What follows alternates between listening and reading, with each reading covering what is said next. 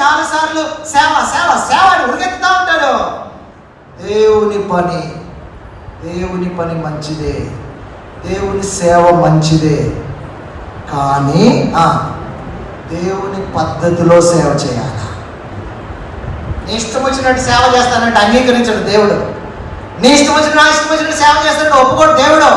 కొంతమంది మీద మందసం ఎక్కించాడు దావీదు. ఉన్నతమైన స్థలానికి తీసుకెళ్లి మందసం అక్కడ పెట్టాలని కోరుకున్నాడు. మంచిదే, అది కూడా మంచిదే. మందసాన్ని తీసుకెళ్లి మంచి స్థలంలో పెట్టాలి, అది కూడా మంచిదే.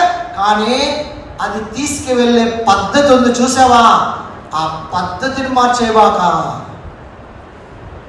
పద్ధతిని క్రమాన్ని మార్చేసావా. కనుక ఉజ్జా ఉన్నాడు కదా, ఉజ్జా కోపం, దేవుని కోపం ఎవరి మీద పడింది? ఉజ్జా మీద పడింది. God's work done in God's way. అర్థమైందా? దేవుని పని